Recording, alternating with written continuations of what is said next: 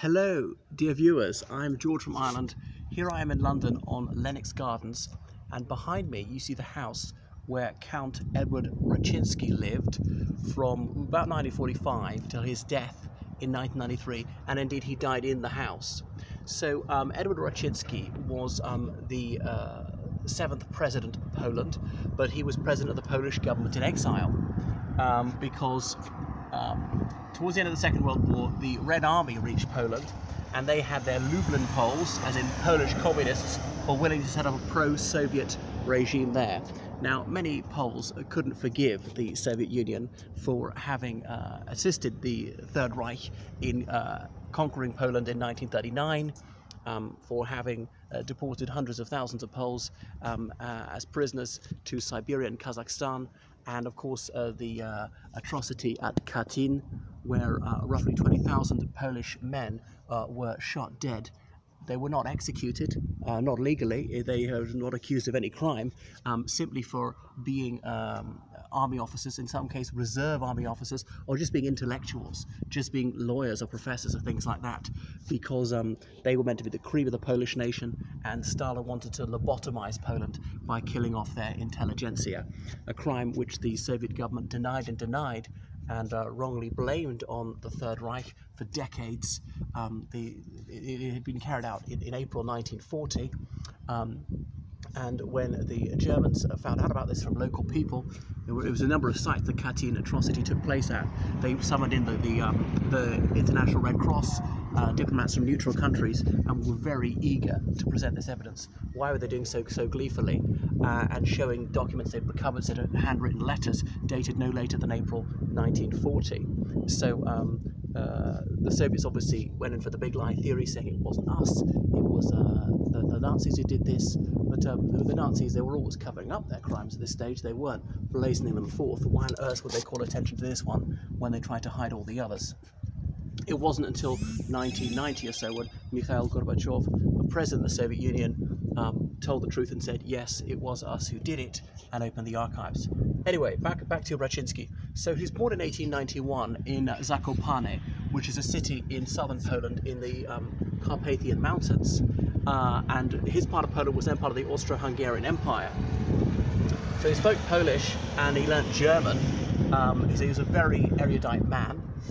So he went to a number of universities in Poland, Krakow, and another one I think is called Lipsk, and then he came here to the United Kingdom and he enrolled at the London School of Economics to read law.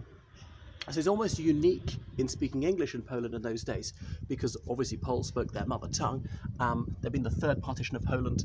Some of Poland was part of the German Empire, some part of the Russian Empire, and the southern section part of Austria-Hungary. So as well as speaking one's native language, a Pole would learn either German or Russian usually, and then if they're going to learn a third language, usually be French, because there was a lot of sympathy for Poland and France, despite France having a military alliance with Russia. So the French dare not offend their Russian allies by pushing for Polish independence. There was a significant Polish community, exile community in France, and there's Frédéric Chopin, that half French, half Polish composer, who incarnated that bond between France and Poland. Obviously, French was a much more significant language than it is today, and Poland didn't have very much to do with England back then, or any Anglophone country. Few Poles in the United States. Anyway, so there were hardly any Poles here in the UK when Raczynski first came. I hope I'm pronouncing his name correctly. Kindly absolve me, Polophones, if I am murdering the pronunciation of it. So then he returned to Poland. The First World War broke out, and Germany conquered the Russian-ruled section of Poland, which included Warsaw. And they revived a Polish army. But did Germany really want an independent Poland? Probably not. They simply wanted to cause maximum disadvantage to their foe, the Russian Empire. Now, the Polish nationalists had said that really the defeat of Russia was prerequisite of the resurrection of Poland as a sovereign state. Remember, Poland had been independent for centuries, and Poland had been a mighty country. If you go back to, well, as recently as the 18th century, the 17th century ruled everything from the Baltic to the Black Sea, included much of what's now Belarus and the Ukraine. The Poles had sometimes even taken Moscow. So there was a lot of Polonophobia in Russia. Now, from a Western European perspective, we say, but they're quite similar. Obviously, maybe Poles would not take kindly to that. It's a bit like in Ireland, when people point out that we've got so much in common with the English. Some people really get up in arms about that one. Anyhow, one of the key distinctions is Poles are Catholics almost without exception, and Russians are usually Orthodox Christians. Another point is there was a large Jewish community in Poland at the time. About 10% of the population was Jewish. There are virtually no Polish Jews left anymore. Well, not in Poland. People of Polish Jewish stock are scattered out around the world, but particularly found in the United States and Israel. But returning to Raczynski, so he fought in the Polish army then, and the Kaiser of Germany wouldn't give a clear answer. Did he really want independent Poland? I think he probably wanted it was some sort of semi-autonomous state of the German Empire, and talked about bringing back the King of Poland, and he appointed the Archbishop of Warsaw, the regent of Poland, to keep the throne warm until the Poles elected a king, as they had done in former times, usually electing a princeling, a younger son or a prince from a cadet branch of an established royal house, and that had Frenchmen who'd served in that role and so forth.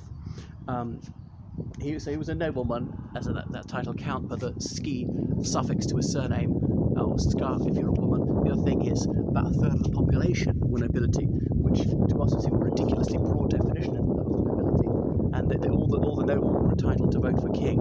So that was closer to democracy than any other country in Europe had in the early modern era. So back to Raczynski. So the dust settled, the war was over, and Poland came back into being as an independent country. That was one of Woodrow Wilson's 14 points. So the Western Allies, they forgave many of the Poles who'd fought on the German or Austro-Hungarian side. Some of them been conscripted, and it'd been a terrible time for the Poles because it'd been the main battleground between Germany and the Russian Empire. So Poland was independent again and had a port. Well, there was Gdansk, formerly Danzig. Strictly speaking, it was League of Nations territory, but the Poles were there running it, even though it had an ethnically German majority, taking some land off of Lithuania, Vilnius, which was a mainly ethnically Polish city. And there was a Soviet-Polish war briefly when the Soviets almost took Warsaw, and the miracle of the Vistula when the Soviets were defeated, and that was that. The communists are supposedly trying to liberate the Polish proletariat from capitalist reactionary oppression, as they would see it. But most Poles said, we don't care what the ideological guise is, Russian rule is always bad. So perhaps I'm telling you too much of the history of Poland and not enough about this chap. But Marshal Piłsudski had brought Poland back into being, and many of the revolutionary conspiracies in Russia had involved Poles, who were in it partly because they were socialists, this is against the Tsar, but more often because they were Polish nationalists. You could be both, of course. People who tried to bump off Alexander II and succeeded, some of them in Poles, doing it for patriotic reasons and not primarily because they wanted revolution in the whole of the Russian Empire. Anyway, so fast forward, so he was a diplomat after the war. Poland was setting up its own embassies abroad, served in Switzerland and other places. Poland's ambassador to the League of Nations, and here to the Court of St. James. And the Polish embassy is elsewhere at Portland Place, and I'm pretty sure it was in Portland Place back then. So he's an author of a number of books, mostly in Polish, one on the Polish-British alliance, mostly works of history, translating the Rubaiyat of Omar Khayyam by Edward Fitzgerald into Polish. So he's married, he had 3 daughters. He'd been decorated with a medal for his valour in the First World War. So then the Second World War broke out. The United Kingdom had given the Polish guarantee just beforehand. So that March 1939, after the rest of Czechoslovakia was taken by the Third Reich. But Poland didn't get any French or British troops there, which might have really guaranteed them or proved to the Germans that France and the United Kingdom were sincere about this. Anyway, he signed an alliance with the UK on the 25th of August 1939, right before the war actually began, but it wasn't enough of a deterrent to the Third Reich or indeed to the Soviet Union, who launched a dastardly and unprovoked attack on Poland that time on the dawn of the 1st of September 1939, having created a false flag incident to provide casus belli. So this was obviously casus foederis for France and the UK, who did indeed proclaim war against the Third Reich on the 3rd of September. Or what the Third Reich had done is taken some of the prisoners from concentration camps, dressed them in Polish army uniforms, and shot them dead just inside their frontier with Poland, outside a radio station. They made some broadcast in Polish on the German radio station very briefly, about 5:45 in the morning. And anyway, the Third Reich had been massing troops attacked. But if I had heard all that about the incident, I wouldn't have known it was false at the time. You can see why some foreigners might have believed this. Think who would go to such lengths to provide a bogus excuse for a war? Well, obviously Hitler would. Anyway, Poland had an absolutely ghastly time under the Nazi heel. I know occupations are seldom pretty, and civilians are often killed, but this was just a huge number of civilians.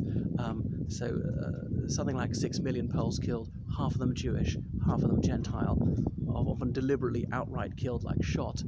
Even from the beginning of the war, large numbers of Polish civilians deliberately killed. Not collateral damage, not killed in the crossfire, not a bombing raid where the principal target isn't civilian, but no, infantry separating civilians out and having time to calm down and think about this, but then killing them anyway. So I know that no army's record is absolutely pristine, but the Wehrmacht's record, the SS's record, is just egregiously horrific. Anyway, so he was over here, and Poland carried on its government in exile even after the military had to surrender. Well, fast forward a bit. So that then, June 1941, the Third Reich attacked the Soviet Union, and there were hundreds of thousands of Poles, civilians as well, who were prisoners in the Soviet Union, and they were set free, allowed to join General Anders's army in the West, go out via Iran and India and places, and fight in North Africa and fight in Italy, and so on. There was obviously the terrible betrayal of the Warsaw Uprising in August to September 1944, and the Western Allies could have done much more, as in parachuting in ammunition and supplies. They did parachute some things in, but it was very inaccurate, often actually ended up in German hands. But eventually the Soviets broke off relations with this Polish government in exile, so they had their own Polish communists who'd been set up. And bizarrely, Polish communists who'd actually been in Poland in the 30s were more likely to survive, because Polish communists who went to the Soviet Union were often killed by Stalin when his paranoia. As soon these foreign communists were quite often enemy agents or Trotskyites and things. So the Soviets set up their own communist administration in Poland, and before the war against Germany was even over, the Soviet Union was attacking the Polish Home Army, this courageous resistance movement, and killing some of them. I mean, it was staggering just how utterly evil the Soviet regime was, and on such a huge scale. I'm not saying that the Third Reich was good. No, it was also evil. And another thing is, I'm not diminishing the gallantry of Soviet soldiers. Some of them were extremely brave, far more than I ever could be. I'm not saying that all Soviet people are bad, no. But the Soviet government certainly was execrable. And just utterly dishonest about what it was doing. So oppression continued, but some Poland's who'd been abroad stayed abroad, some who came back got themselves into trouble, and Poland was just so devastated. Millions of people killed, 85% of Warsaw destroyed, so rebuilding. But anyway, he was here, he didn't accept this new communist system being set up in Poland, the one-party state with the secret police, and he wanted freedom for Poland in all sorts of ways, all the civil liberties you'd enjoy in the West. So he kept that going. But the United States, the UK, and everyone else said, well, come on, we've got to get real. Who actually controls Poland is this communist government, so we'll recognise them. So they de-recognised Raczynski and his friends, and they were forced to move out of Portland Place. But they did have a building somewhere else. The Soviets didn't like this Polish government in exile one bit. Were calling them fascists and so on, despite the fact, of course, it was the Soviet Union which had actively assisted Nazism. Even after the defeat of Poland in October 1939, they'd signed a treaty of friendship with Nazi Germany. That was the word used, friendship. Who'd been supplying the Nazis with everything they needed in 1939, 40, and into 1941.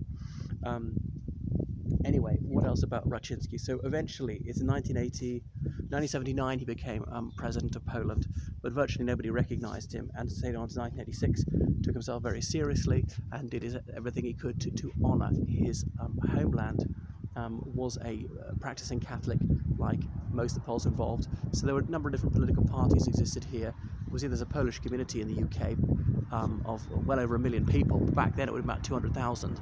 But often they'd arrived in the Second World War, and quite often they'd married British people, and the children were half Polish, and the grandchildren were a quarter Polish. So losing any connection to Poland and never having been to Poland, often not allowed back if they were known to be anti-communist. There was a small wave of emigration from Poland in the 70s. That was a bit of a fillip to the Polish community in this country. So finally the communist regime fell. Solidarity brought it down. communism grew out of trades unionism, but they banned trades unions because it was obviously a corrupt, self-serving, self-perpetuating clique that ruled the communist system, meant to be egalitarian but completely inegalitarian. Anyway, so Poland became free in 1989. Finally, people were allowed to choose, and they voted for anti-communists. But there was a lot of difficulty, a lot of dislocation, unemployment in the 1990s. I'm not sure if he ever went back to Poland because, of course, he was very frail towards the end of his life. And when he died, he was buried in the family mausoleum back in Poland. Right, that's probably all I've got to say about Raczynski. Toodaloo.